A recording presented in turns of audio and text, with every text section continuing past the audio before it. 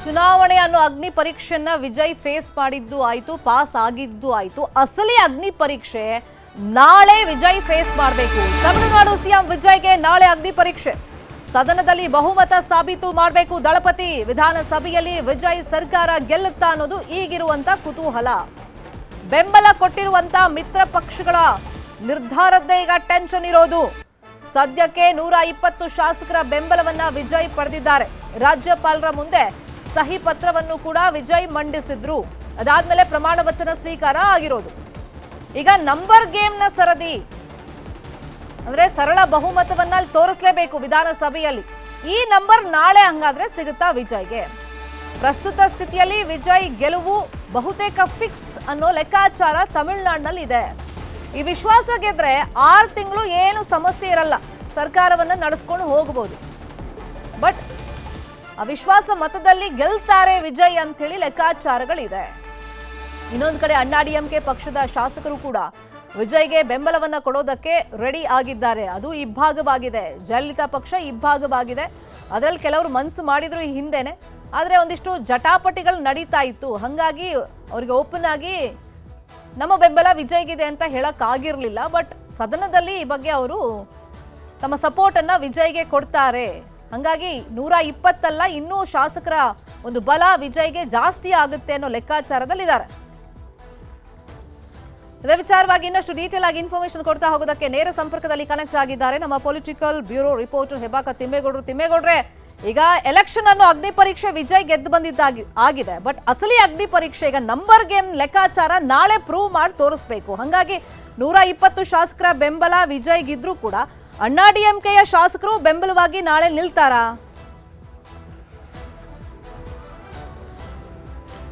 ಆ ರೀತಿಯಾದಂಥ ಒಂದು ಬೆಳವಣಿಗೆಗಳು ದಟ್ಟವಾಗಿದ್ದಾವೆ ಶರ್ಮಿತಾ. ಯಾಕಂತ ಹೇಳಿದ್ರೆ ತಮಿಳುನಾಡಿನ ರಾಜಕೀಯದಲ್ಲಿ ಇದೀಗ ರಾಜಕೀಯ ಧ್ರುವೀಕರಣ ಆಗುವಂಥ ಒಂದು ಎಲ್ಲ ಲಕ್ಷಣಗಳು ಕೂಡ ಕಂಡು ಬರ್ತಾ ಇರ್ತಕ್ಕಂಥದ್ದು. ಎಸ್ಪೆಷಲಿ ಟಿ ವಿ ಕೆ ಪಕ್ಷದ ಶಾಸಕಾಂಗ ಪಕ್ಷದ ನಾಯಕರು ಹಾಗೂ ತಮಿಳುನಾಡಿನ ಮುಖ್ಯಮಂತ್ರಿ ವಿಜಯ್ ಅವರನ್ನ ಬೆಂಬಲಿಸಬೇಕು ಅನ್ನುವಂಥ ನಿಟ್ಟಲ್ಲಿಯೇ ಇದೀಗ ಎ ಡಿ ಎಂ ಕೆ ಪಕ್ಷದ ಕೆಲ ಶಾಸಕರುಗಳು ಮುಂದಾಗಿರುವಂಥದ್ದು. ಯಾಕಂತ ಹೇಳಿದ್ರೆ ಎ.ಡಿ.ಎಂ.ಕೆ ಪಕ್ಷದ ಶಾಸಕಾಂಗ ಪಕ್ಷದ ನಾಯಕರಾಗಿ ಪಳನಿಸ್ವಾಮಿಯವರು ಬೇಡ, ಅವರು ಆ ಒಂದು ಸ್ಥಾನಕ್ಕೆ ರಾಜೀನಾಮೆಯನ್ನು ಕೊಡಬೇಕು ಅನ್ನುವಂಥ ನಿಟ್ಟಲ್ಲಿ ಇದೀಗ ಮಾಜಿ ಸಚಿವ ಷಣ್ಮುಗಂ ನೇತೃತ್ವದ ಬಣ ಒಂದು ಒತ್ತಾಯವನ್ನು ಕೂಡ ಮಾಡಿರ್ತಕ್ಕಂಥದ್ದು. ಮತ್ತೊಂದು ಕಡೆಯಾಗಿ ಪಳನಿಸ್ವಾಮಿಯವ್ರನ್ನೇ ಮುಂದುವರಿಸಬೇಕು ಅನ್ನುವಂಥ ಒಂದು ನಿಟ್ಟಿನಲ್ಲಿ ತಲೈವ ಸುಂದರಂ ನೇತೃತ್ವದ ಶಾಸಕರ ತಂಡ ಹಂಗಾಮಿ ಸ್ಪೀಕರ್ ಅವ್ರಿಗೆ ಒಂದು ರೀತಿ ಪತ್ರವನ್ನು ಕೂಡ ಬರೆದಿರ್ತಕ್ಕಂಥದ್ದು.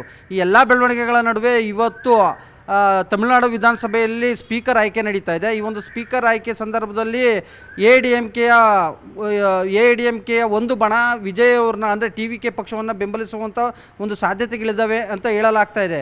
ಯಾಕಂತ ಹೇಳಿದ್ರೆ ಮಾಜಿ ಸಚಿವ ಷಣ್ಮುಗಂ ಅವ್ರನ್ನ ಎ.ಡಿ.ಎಂ.ಕೆ ಶಾಸಕಾಂಗ ಪಕ್ಷದ ನಾಯಕರನ್ನಾಗಿ ಮಾಡಬೇಕು ಅನ್ನುವಂಥ ನಿಟ್ಟಲ್ಲಿ ಒತ್ತಾಯ ಮತ್ತು ಆಗ್ರಹವೂ ಕೂಡ ಕೇಳಿಬಂದಿರ್ತಕ್ಕಂಥದ್ದು.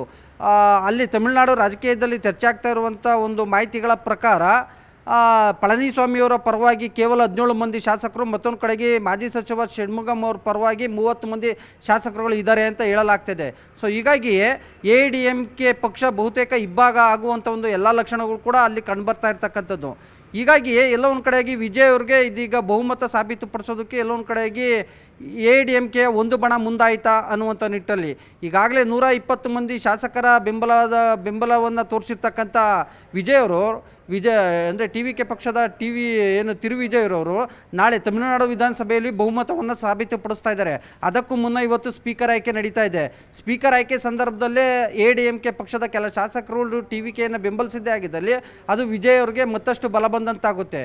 ಸೊ ಈ ಮೂಲಕವಾಗಿ ಇದೀಗ ತಮಿಳುನಾಡು ರಾಜಕೀಯದಲ್ಲಿ ಒಂದು ರೀತಿ ರಾಜಕೀಯ ಧ್ರುವೀಕರಣಕ್ಕೆ ಇದೀಗ ಅಲ್ಲಿನ ಒಂದು ರಾಜಕೀಯ ಬೆಳವಣಿಗೆಗಳು ಸಾಕ್ಷಿ ಆಗ್ತಾ ಇದ್ದಾವೆ. ಮತ್ತೊಂದು ಕಡೆಯಾಗಿ ಎ.ಡಿ.ಎಂ.ಕೆ ಪಕ್ಷ ಇಬ್ಬಾಗ ಆಗುತ್ತಾ ಅನ್ನುವಂಥ ಒಂದು ಚರ್ಚೆಯು ಕೂಡ ಕೇಳಿ ಬಂದಿರತಕ್ಕಂಥದ್ದು. ಫಾಲೋ ಮಾಡೋಣ ನಾಳೆ ಏನಾಗುತ್ತೆ ಅಂತ ಹೇಳಿ. ಥ್ಯಾಂಕ್ ಯು ತಿಮ್ಮೇಗೌಡರು ಈ ಕ್ಷಣದ ಮಾಹಿತಿಯನ್ನು ಕೊಡೋದಕ್ಕೆ.